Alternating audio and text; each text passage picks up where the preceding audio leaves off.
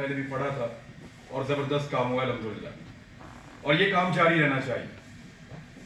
میں ایک چیز کی امید کرتا ہوں اور دعا بھی کرتے ہیں بٹ صاحب کہ اگلے سال یہ جو لسٹ ہے صحافیوں والی یہ چھوٹی ہوگی اور ہم یہاں پہ زیادہ لوگ بیٹھے ہوں گے. لوگ اس میں کم ہو گئے اور ہال میں زیادہ ہوں گے. میں اس بات کی امید کرتا ہوں. میں کیونکہ تنقید کرتا ہوں بہت کھل کر، اور مجھے عادت ہے بہت کھل کر بات کرنے کی، تو میں ان سب کو ویلکم کرتا ہوں جو بھی تنقید کرنا چاہتا ہے. بہت اچھی بات ہے، ڈسکس کیجئے ہمارے کنڈکٹ کو اور ہمیں بھی کرنے دیجئے پھر. لیکن کسی کو یہ حق نہیں پہنچتا کہ وہ مارے، وہ ڈرائے، وہ جبر کرے. یہاں سب لوگ یہ بات کر رہے تھے کہ اکٹھا ہونا پڑے گا، یونٹی ہونی چاہیے. تو مجھے وہ سمپلی ایک دو لائنیں یاد آ گئی کہ جبر کا موسم کب بدلے گا، جبر کا موسم کب بدلے گا، ہم بدلیں گے تب بدلے گا، اور بدلے گا، ضرور بدلے گا.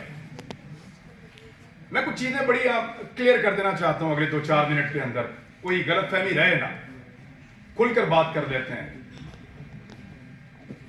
ہمارے اوپر پرچے دینے کی اوقات پولیٹیشنز کی نہیں ہے.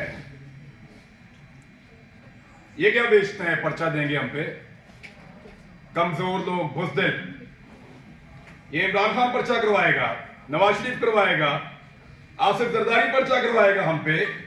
یہ اوقات ہے پرچہ دینے کی ان کی. بٹ صاحب نہیں کروا سکتے. یہ ان کی کیا جرات ہے کہ ہمارے اوپر پرچہ کروائیں؟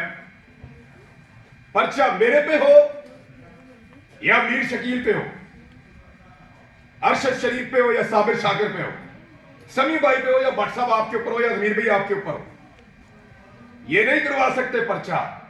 یہ جو پرچہ ہمارے اوپر ہوتا ہے نا بغاوت کا، غداری کا، اس کے کاپی رائٹ ہی نہیں ہے پولیٹیشنز کے پاس. ہر چیز کے کاپی رائٹس ہوتے ہیں نا. یہ جو ریاست سے بغاوت کا اور غداری کا مقدمہ ہے، اس کے کاپی رائٹ ان سیاستدانوں کے پاس نہیں ہے، وہ ان کے ابا جی کے پاس ہیں، پاکستان کی اسٹیبلشمنٹ کے پاس ہیں کاپی رائٹس.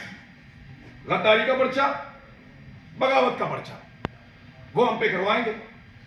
دنیا کے کسی ملک میں یہ پرچے نہیں ہوتے.